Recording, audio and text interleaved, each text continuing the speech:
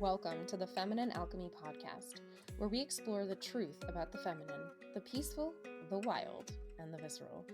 I'm your host, Jaye Anne, joined by my co-hosts, Julie Dean Richards and Kayelee Rose. Each week, we explore the deep mysteries of the feminine and help listeners apply them to their daily lives in a practical way.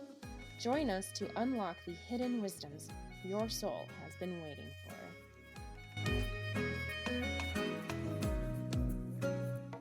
Hello and welcome to another episode of Feminine Alchemy. I'm Jaye Anne, and we've got Kayelee Rose and Julie Dean Richards here. Yay, say hi. Hello. Hi. Today, this is the best, most special episode. Well, one of the most special because we all have birthdays. But today, we're celebrating Julie's birthday. Yay. Everyone just cheering. Yay. Insert cheering emoji here. So we get to ask Julie all kinds of ridiculous questions about her life, and she doesn't even know what we're going to ask her. And so, enjoy. But first, we have our get to know you question, as always, which we didn't even talk about. So, let's see here. Okay. Because none of us, well, you guys knew each other, but none of us were hanging out like this much for our last birthdays. So, what did you do on your last birthday? Oh, Julie, I'm sorry. I shouldn't ask this question. Don't ask this question, Jaye Anne. I unask this question. No, you can ask the question. See, we just talked about this. No, I know this answer. It's actually fine. I'll just start since it's hilarious because we talked about this. That? No, it's okay. No, it's actually so funny because for people who don't know, my birthday is actually the 4th of July. So my birthday is a holiday every year. And I was like joking with Kayelee and Jaye Anne about how I have trauma around my birthday because it's a holiday. So like my friends don't usually get to spend it with me, or everyone has plans or whatever. But last year was especially traumatic for me because my son was in the hospital with a mystery disease all that week. So we were in the hospital for 5 days with him, and one of them happened to be my birthday. And so I can't even remember. I mean, I just remember someone was super nice. A friend came and she brought me yummy food, and because I couldn't do anything, I couldn't go anywhere. Like I had to be with him 24/7. So we didn't see any fireworks or anything, but a friend did bring me some food. Other kids came by to like be with their brother and hang out, and they tried to be really nice. But I just remember I like ended the day like crying, like doing a woe is me, like crying and writing in my journal like woe is me, I'm in the hospital with my child right before the bar, because it was 2 weeks before the bar also. So it was like 2 weeks before the bar, and here I am having my birthday and I can't even see fireworks. Anyway, and I hate hospitals so much. But yeah, that was my birthday. So there you go. I learned a lot. I passed the bar, so it's fine. It's all fine now. And the mystery disease is gone. So that's right. Mystery disease gone. So, yeah, great. Oh my gosh. I'm laughing inside, not because your story is funny, Julie, but because I'm like, what did I do for my birthday? Like, I don't know. What did I do? So my last birthday, we actually were hanging out quite a bit because my birthday's in February. Well, no, before that. Am I talking about the birthday before that? Okay, yeah, that's you have to even remember longer all your ago. birthdays. What did I do? 2024. Where were you? 2024. Man, what did I do for my birthday? I think, if I remember correctly, we had a hot chocolate bar at our house because my husband was like, what do you want to do for your birthday? And I was like, I don't want to have a big party because I don't super love like having a bunch of people around all at once and attempting to have conversations with them. Like it just doesn't work because there's too many people. So I was like, let's have an open house style birthday party so that people can come and go as they please. And we had hot chocolate and all kinds of different mix-ins, and it was so much fun. It was a really awesome birthday. It's so cute. And we're back to drinking chocolate. Yes, I have been like obsessed with hot chocolate for most of my life, and now it's just kind of like morphing into being obsessed with cacao. So I love it. I asked the question. I don't even have any answer. Like I literally have no idea what I did. And you're the one who asked the question. I'm the one who asked the question. I also have birthday trauma, not because like actual trauma, just because I'm like I love my birthday, but no one else does. not like in a like a rejection way. They're just like, oh, it's just a birthday. Like, it's most of the people in my life are just like, wait, why? Like Christmas is a big deal. Birthdays, it's just like another day. Now you're congratulations. So I don't know. I don't even remember last year. This year is a little bit more concerted efforts happened because I usually make a big fuss and cry and stomp my feet like a 2-year-old. So I totally am here with you, Julie, except that you have the whole holiday thing going on. But yep. Anyhow, this is the episode where we get to ask Julie everything about the stuff that she does. And I have so many questions that I actually have never honestly asked you. And Kayelee knows everything about Julie's life, so it'll probably just be me being Okay, like, not but true. Julie, Not true. what about I this? learned like some of her favorite desserts recently that I had no idea. Okay, tell me the weirdest one. The weirdest one. Yes. I don't think there was a weird one. Okay. She likes This pineapple stuck out to upside you. down cake, which I was Mhm. excited about because I was like, I don't remember the last time I had that. And then my aunt made some, and I was like, okay, I like this a lot, except I hate having to cut through the pineapple circles. So I want them as chunks when I make Yes. it in the future Yep. instead. Yep. We But yeah. actually make pineapple upside down cupcakes. Like, I'm gonna derail the conversation real quick. Cupcakes, but you take the chunks and you make 4, so they make a circle, but you don't, and you can just bite into it. Yeah, you kind of pretty much just have to shove the whole thing in your mouth at once. How wise. Otherwise, it'll fall apart. So good, though. Love it. All right, so I have some questions. Like, first of all, what the heck is Zodiacal releasing? Because it sounds like this fantastical thing that is fake, but also I'm sorry, the name. It's just the name. I know that it's like Zodiacal super real. releasing. It just sounds like, I want to know this. I want to know. Oh, that's hilarious. So for people who don't know, most people don't know, Zodiacal releasing is a really rare and kind of advanced astrological tool or technique that you can use that has a lot to do with timing in your life. So Zodiacal releasing is old but new. So it's actually a really, really ancient technique. There was an astrologer called Valens way back time. He's Hellenistic, so Greek, and that he is not the one who created this technique per se, but his writings have rebirthed this technique. So his writings were only discovered, I think this might be wrong, but they were only discovered in like the 90s and then finally translated. And so it's been just like, so for people who don't know, like for a technique, an astrological technique to be taken seriously, there are actually just like science journals, you have to publish things in a journal before it's accepted. There's actually journals that are astrological journals, and you have to publish things in astrological journals before they're accepted as an astrological technique. So it took a long time from the 90s for them to translate Valens' work to figure out what zodiacal releasing was. And then we've been testing the technique for like the last 25 years or so. And so now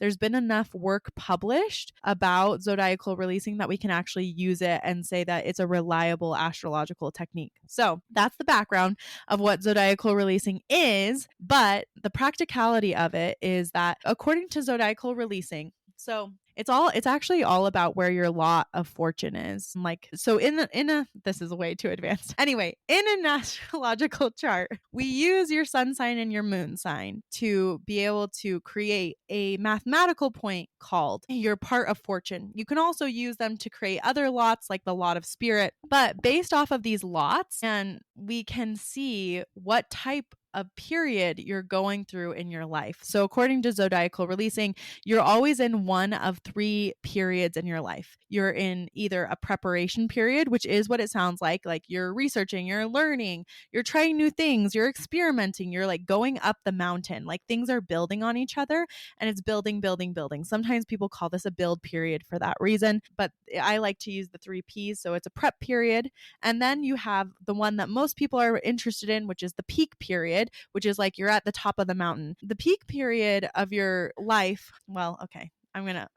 let's just talk about this. The peak period of your life is not always like what people think of it as. Like when I say a peak period or like, have you peaked? People are like, oh, that's the best part of my life. It's the most amazing. It's the one where I'm making the most money. It's the most important. But the peak period of your life, I want you to think about it more as like peak season at Disneyland. Like peak season at Disneyland, like, yeah, it's important. And Disneyland does make a lot of money during this period. But like if you're at Disneyland during peak season, it's also like stuffy and hot and you're waiting in lines all the time. And like, there's probably a lot more conflict because there's just people bumping into each other. And like, you didn't get the full serving of what you were supposed to get at the restaurant because there's so many people and all that kind of stuff.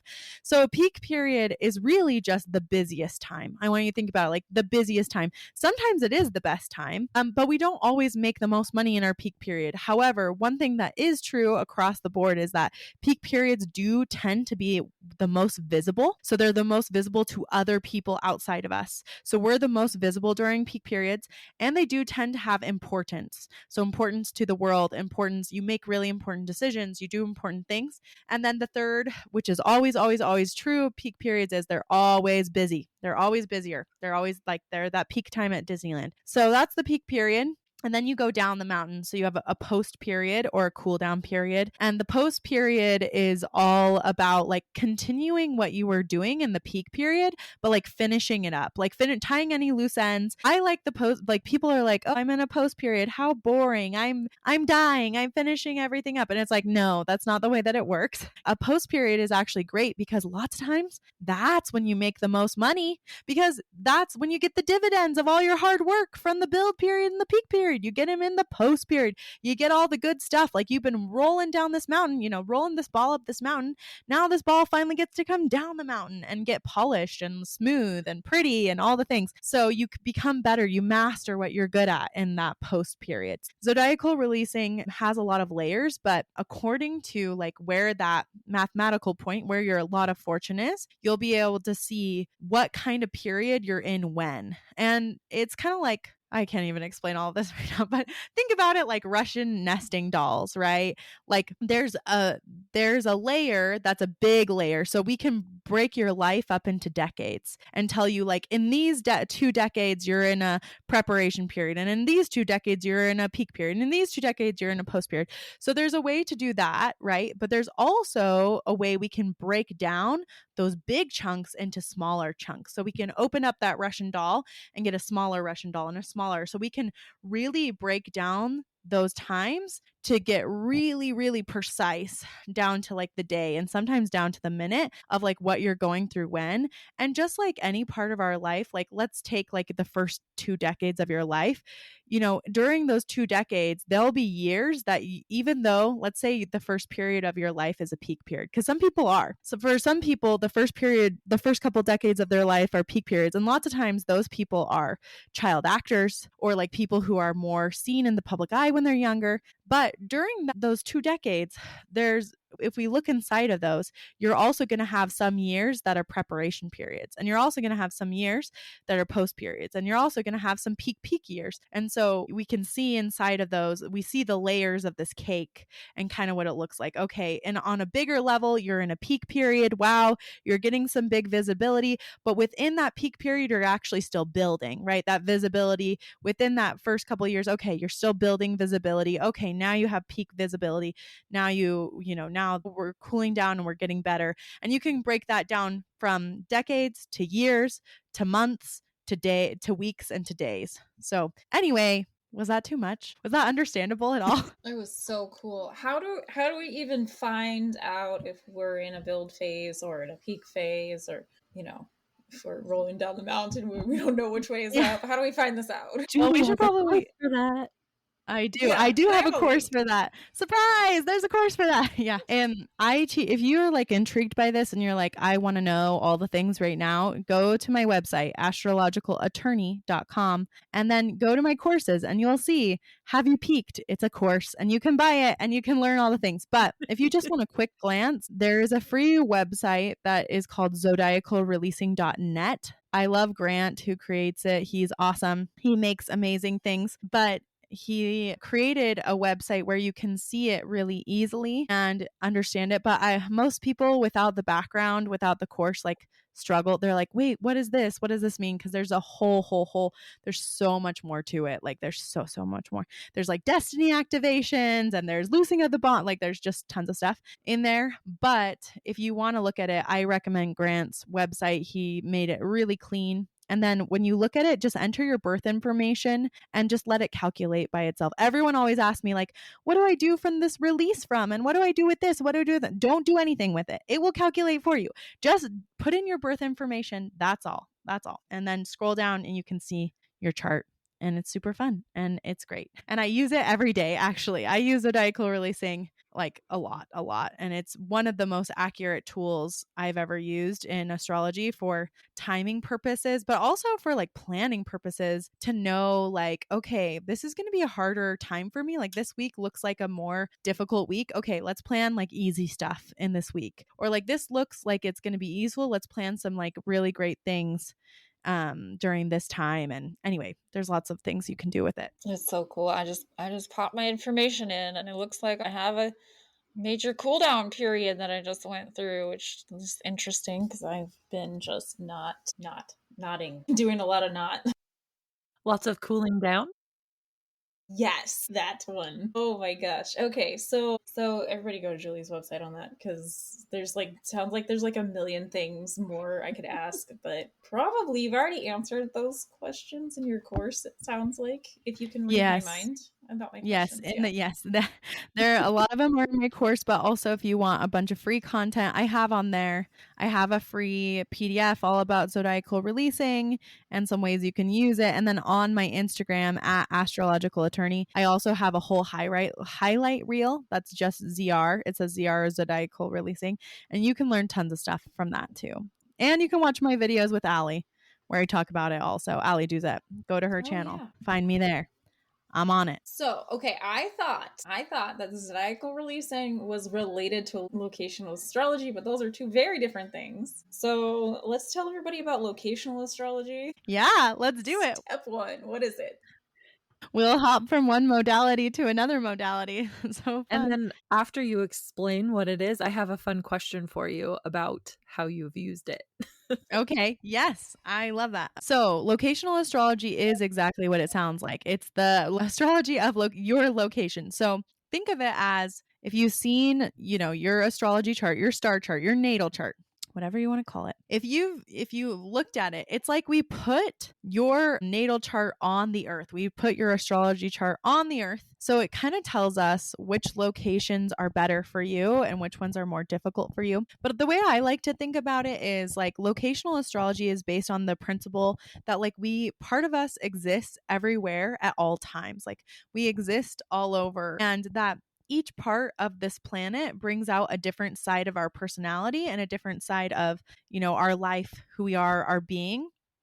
And I think we all feel this because we all have had experiences where we go somewhere, we feel completely lit up. We're like, wow, I love this place. It's awesome. It's so cool. And other times where we've gone to places and we feel totally like this is a drag, even if it's sometimes we can go to places that everybody else loves. Like everyone loves this theme park or everyone loves this place, but I hate it, for me. And the reason for that we can see in locational astrology is it brings out different things for you, right? So another cool thing about it is that we can, if you're looking for certain things, so like let's say like you're looking to activate your love life, you're looking to activate your business, you're looking for fresh ideas, or you want to feel more at home, then we can look and see, okay, where should you go to activate that part of your, where can you go to increase your business? Where can you go to increase your partnership and like friendships and all those things? And we can also, if you can't move, because I get this question all the time, people are like, well, I can't move, blah, blah, blah, blah, blah, blah. You don't have to move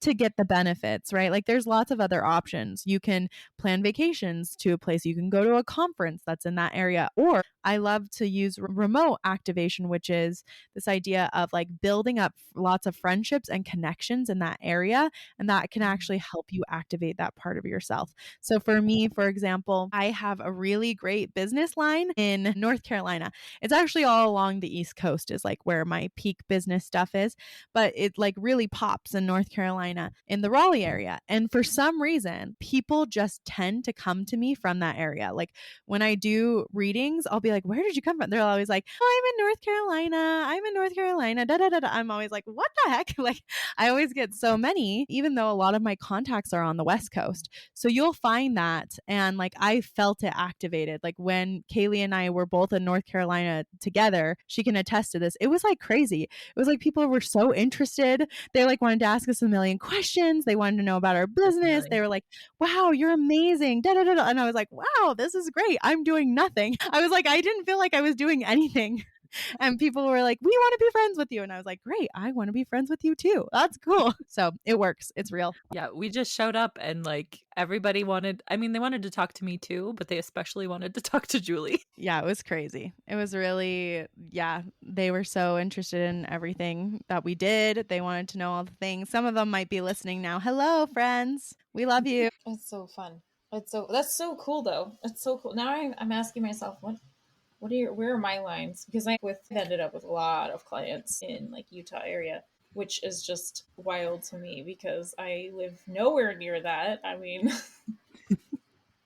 I'm like, where's my lines? Where are my lines? That's really cool. Kayelee, do you have a question? I want to hear your question. I have a question. I'm so excited. So I thought of this question before we even like jumped on here together. And I was thinking, Julie, like, what is the craziest or the weirdest or the most like surprised you so much how it turned out thing that you've used locational astrology for in your personal life? Like what a client wanted to use it for, or what I wanted to use, or What either. you used it for, or either. I mean, Or either. it'd be interesting to hear about clients too, but wait, this is your birthday episode. Yeah. So how about we talk about your life? Gosh, I mean, I feel like I have used it for my kids a lot, actually. I mean, not that that's that weird, but sometimes, like, if my kid gets sick or like we're in a certain place, or if my kid's acting up, I will like be like, what is in this area? Like, what is happening? And oftentimes it shows up on the line, right? Like, shows up, they have Pluto, they have some kind of parent or line there that's like a Pluto line or a Mars line or like something happening. And so like sometimes I will, as like silly as it sounds, like I will consult it for illness purposes. Why is this illness happening, or like this behavioral issue happening? But I'm trying to think of anything else weird that I've used it for. I mean, I don't know if this is weird, but I have used it to like for compatibility also, to see if people would actually like, can these people actually fit together in a like, because you can do synastry and the whole deal, but like sometimes it's very telling if you look at their both of their maps, and it's like, oh, there's actually no place that you could be happy together. Like that's incredibly rare, but like there's not a place that's like great for both of you. Not that they're doomed, but like there could be, sometimes there's just conflict or like a difficulty in many, many places. And so sometimes that can be really hard. I don't know. Those aren't as weird, but that's as weird as it gets for locational astrology. Well, some people might think this is weird. I think this is really cool, but part of why you and your family are nomadic is to really put locational astrology to like the ultimate test, correct? Yes, that's very true. Super true. Yeah, so I guess that is weird. Like we wanted to see, is it real? Well, that's the whole thing. Like I guess we have a lot of trust that astrology is real because we're willing to like put our whole family, basically our itinerary and everything on the line to test out. But yeah, that's the reason, part of the reason we started being nomadic was to be like, okay, how legit are these lines, and do they match up with us and like our needs, and can we find a place that fits for us, and is it the same as what I would have predicted? Like, is it the same as what I would have said looking at the map versus experiencing it, and how is it different, and how is experiencing these lines different, and how does that show up? So yeah, that's a really good point. I guess that is pretty gutsy when I think about it. Yeah, not everyone would do that. How do transits affect your well-beingness or whatever on astrocartography, or does it at all? No, they absolutely can. They can affect you similar to how like a transit affects you in real time, right?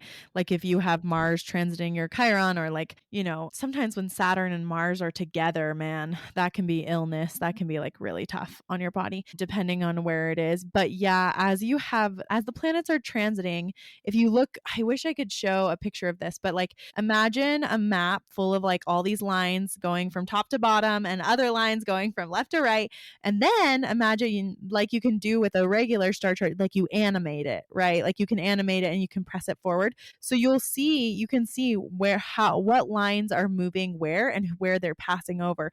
And oftentimes, like a good example of this was like a client was like, this place has always been great for me before, but now I just feel like I need a change. Like I'm dying. I hate everything here. I'm having such a hard time. And you wouldn't have really like guessed that looking at her transits as much, because it didn't seem like Pluto was affecting her that much. But at that moment, when we looked at the map, she had Pluto had been passing over her during that time, and that Pluto line was right on top.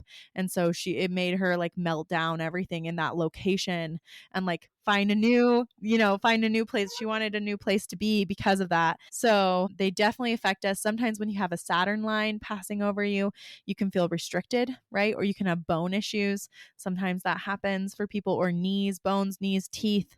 That's a very Saturnian stuff. Sometimes when you have like a Neptune or a Jupiter line pass over you, that's when you get a new belief system. New belief systems come through, or new thoughts, right? About belief systems, new vistas open up. You can have big spiritual experiences when that happens. Sometimes when Mars passes over, like those are the times when you're like, I'm just pissed out of my mind. I am angry for zero reason, but I'm so mad about, and it has to do with this spot.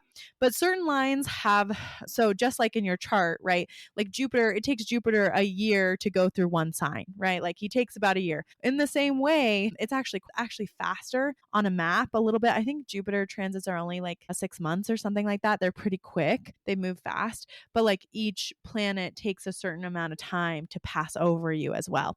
And the slow ones are slower. So like Pluto is going to be slower. It takes a longer time to pass over you, and Saturn's going to take a longer time to pass over you. So if you can't figure out why you're in a rut, right? Like why this is happening, and like your chart doesn't seem to say anything, or you're having a tough time, it might be the planet passing over you and affecting you in a physical way on the earth. I know that sounds crazy, but they do. Somehow they do. That's so cool. Thank you for that. That was so cool. Kayelee, do you have any questions? So I do have a question. It's not something we've talked about like in depth on the podcast before, but it's been mentioned repeatedly that Julie, you're a Hellenistic astrologer, versus I don't even know what I would call myself at this point. As far as astrology goes, and I'm not sure what Jaye Anne refers to herself as an astrologer, but you often refer to yourself as a Hellenistic astrologer. So what does that mean, for one thing?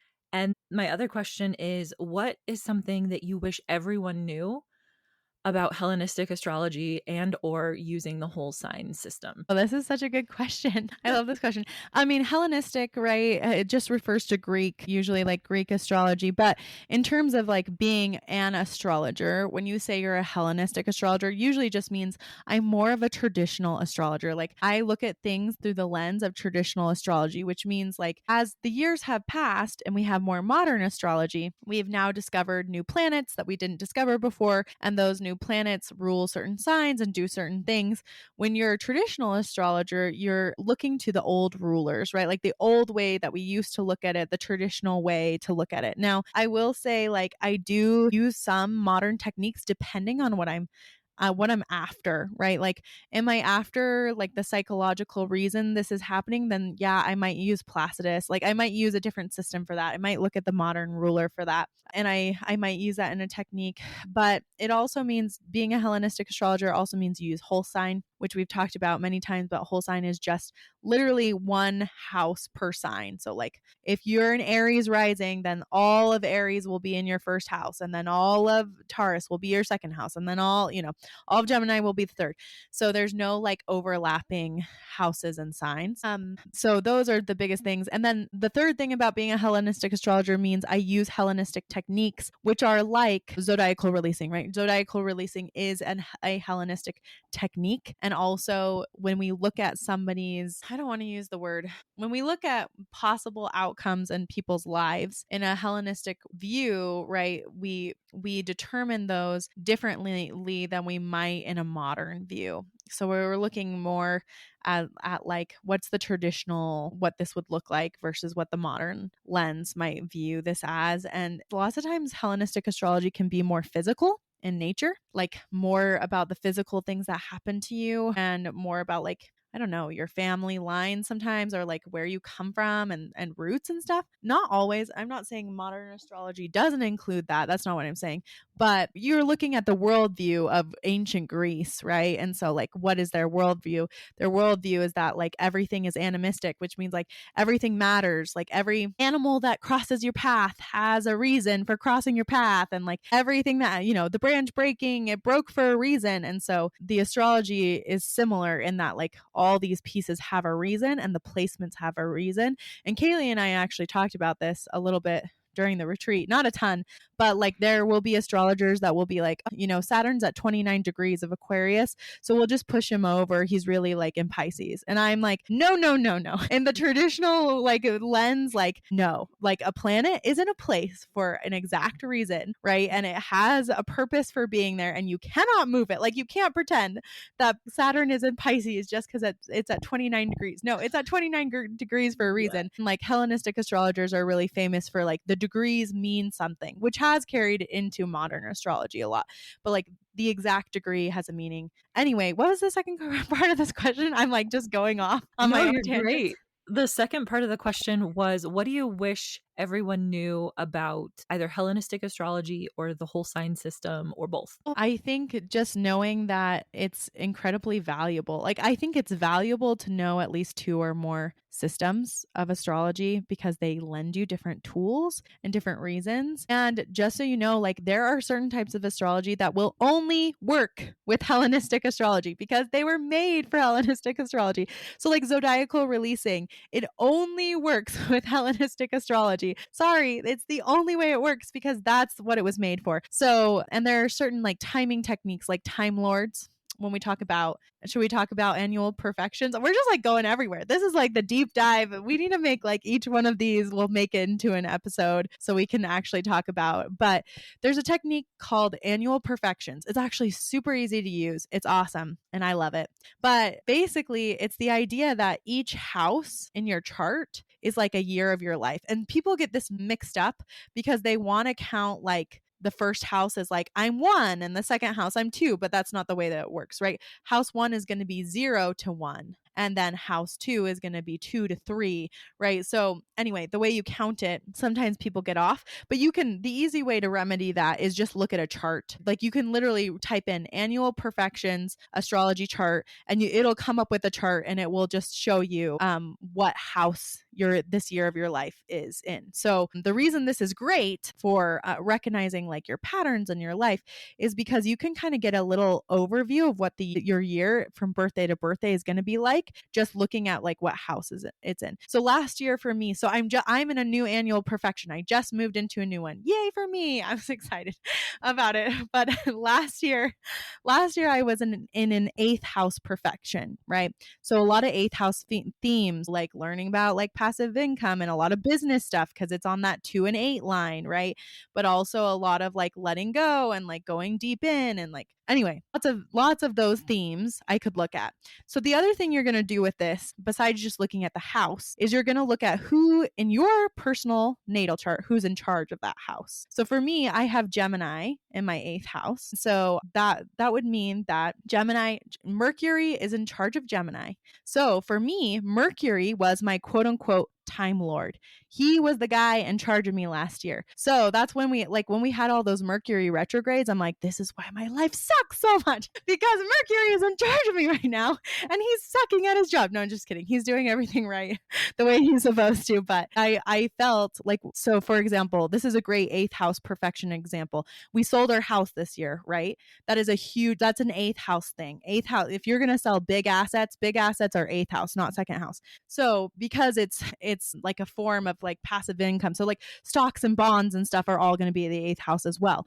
So we wanted to sell our house all the way back in March. But then when we started it, right, was right in the middle of a Mercury and Venus retrograde. So it took forever to sell our house, right? Like Mercury we had to wait. And I mean, we didn't have to wait. But when I looked back at the chart of when we actually sold our house, it was when Mercury was in a prime position to my 8th house. And so because he's in charge of me, that's the way it works. So you can use this for lots of things. So like now I'm in a ninth house. It just goes one by one. So like this year will be in my ninth house, which is ruled by Cancer, which means for me, which means the moon will be in charge of me all the time and I will feel her more deeply. So you can easily look this up for yourself, but it's one of my most favorite things. Anyway, the whole point of why we got on this tangent was because this is a Hellenistic technique. It's a traditional technique. You can only use Hellenistic astrology, which means you must use traditional rulership.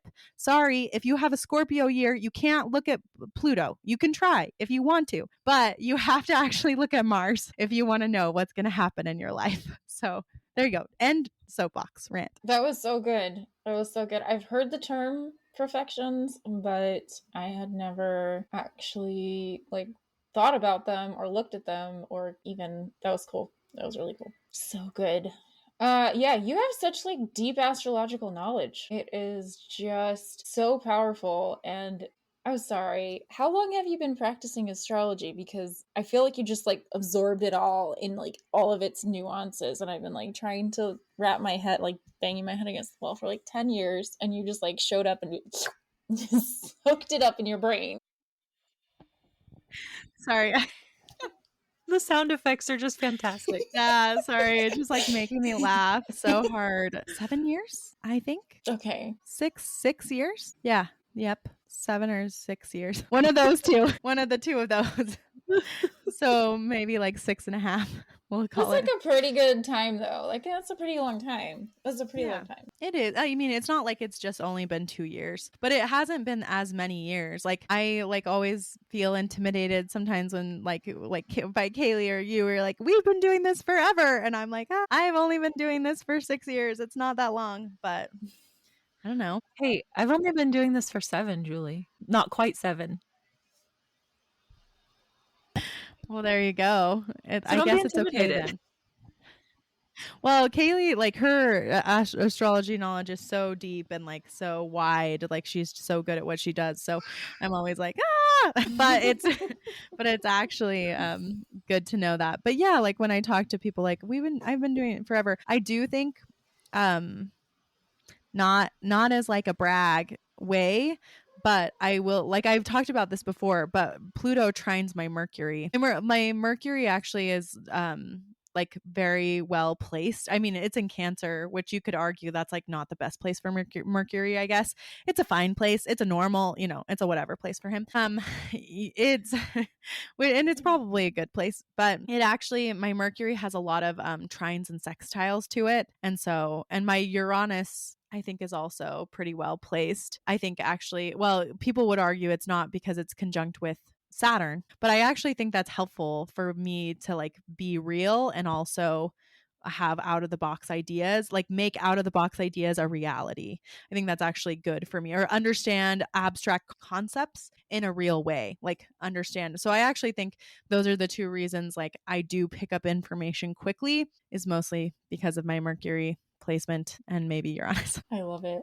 I love it. It's mostly because of some stuff. Some stuff. Well, really what happened was I was like, oh, I hate law school so much. Let's just think about astrology instead. And let's just like learn astrology instead of learning the law. No, just kidding. I actually liked some of law school. I hated some of it and I liked some of it. But the parts that I hated, I covered up with learning more and more about astrology. So that's how I got by. Well, and you passed law school with like flying colors. You did so well. So considering there was so much of it that was hard, as far as like you were going through a lot, but then also there were parts of it you hated, like you still came out of that just powerhouse. Well, and like the fact that you have Saturn conjunct your Mercury is just like, you're gonna do good at law school because you just think in a very structured way, like easy peasy. That end, like here you go. Yeah, I mean, it was helpful for sure. Well, my Saturn's in Aquarius, so it's in a really peak place for Saturn, right? It's in a good place. It's conjunct that Uranus, and it's also conjunct my moon as well,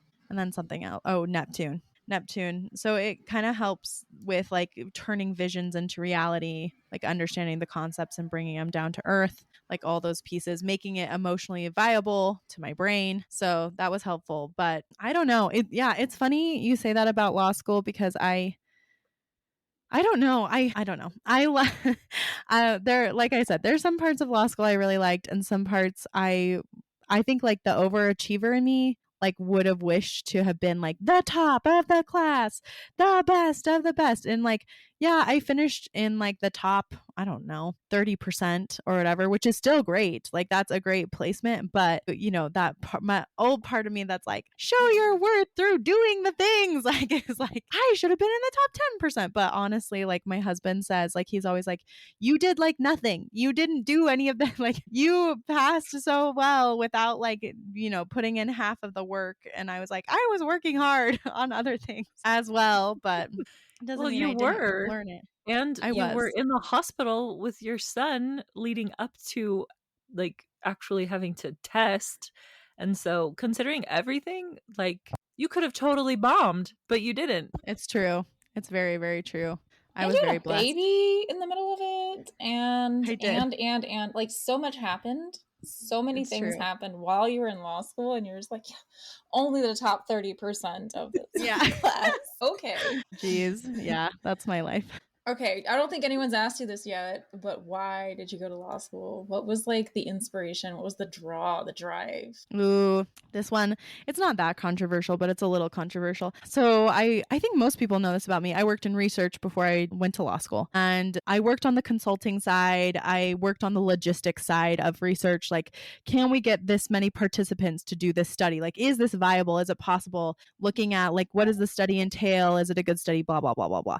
So during that process and working, like I got to work with people. Whoa, I got to work with people in the highest parts of it. Like I've worked with people at Google, I've worked with people at Harvard, yeah, like Stanford, wherever, government agencies, you name it. I've had to work with those people before, or my team worked with them. And I learned a lot about number one, that like it doesn't matter if you have a PhD or JD or like it literally, that was like the first lesson. Number one, it doesn't matter about the letters behind your name. Like that doesn't actually signify how smart you are or how much integrity you have or if you actually have the ability to do things. So it was good for me because it made me be like, oh, people are just people regardless of like their status, right? And now I'm kind of like, I'm not a respecter of persons.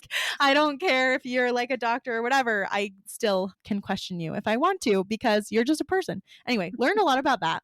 But the second thing I learned a lot about was that money rules the world, which I think most people know, but particularly in the research industry, which whether you know it or not, you rely on the research industry for everything. Like you're relying on it.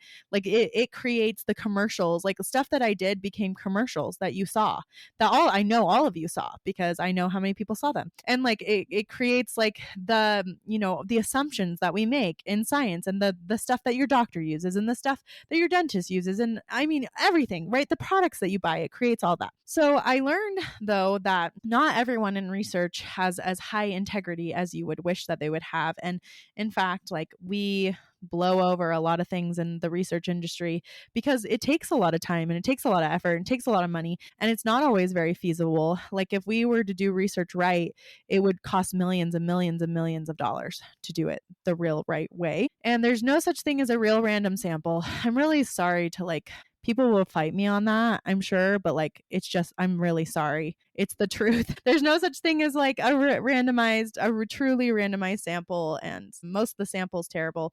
Anyway, and you can buy results, and people would buy results. Like that's just the way that it works. So I saw all those things and I got really discouraged. That was like the opening to my heroine's journey and to like opening up to the alternative things and what that holds and questioning my reality in every facet of my life. And I just was very much about, you know, I don't know, after I learned about that, I was just felt like I needed to protect people's rights to choose what they want to put in their bodies and to choose what they want to put on their bodies and to choose what they participate in and not. And yeah, I just am very passionate about that because I've seen the other side of it. Like I know, you know, what's going on. So I've seen it firsthand. I've sat in all the meetings, I promise. So yeah, that's why I went to law school. Was I really felt like I need to do that and do a lot of medical malpractice stuff. So yeah, that's why. It's a beautiful like inspiration. It's not controversial. It's controversial just because it's against the grain, but sometimes you just got to stand up for the person who doesn't have the resources and doesn't want to make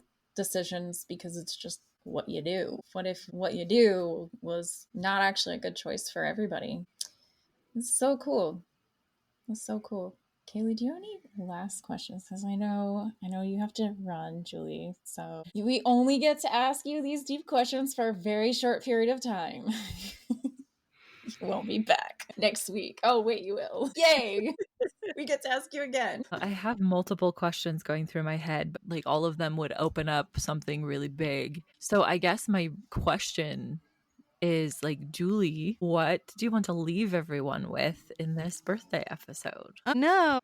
Maybe that opens up really big things too. No, one thing I would say is if you didn't understand anything we said about the astrology stuff, go listen to our astrology episodes, the basic ones, because they will help you understand the things that we're talking about. And then I don't know. What do I want to say to everyone? Okay, this is what I will say. It has been an amazing experience to do this podcast with you guys, honestly. Not just like this episode, but it like Feminine Alchemy has transformed my life so much, and I feel so blessed. Like I feel so blessed for all the listeners listening, like the messages that you send, the things people say. Like we are in Montana in the middle of the mountains right now, and we're staying with someone who found us because they listened to the podcast, which is like so great, and when I was in Texas, I stayed with someone who found me because they're a fan of the podcast. Like that has been just amazing to have this kind of like these journeys and to see the growth and to see like what one small spark can do. So I just feel eternally grateful, and I feel to everyone listening, to everyone who supports us, thank you so much. But also thank you to my best co-hosts in the whole world, who are the best. You bring out the best in me. You're so sweet, and you deal with all my talking and do a great job with all the things. And I just love you and appreciate all of you. We love you so much, Julie. Love you. Thank you for that. Of course, in true reflector fashion, your wisdom is, I love you guys. It's so great.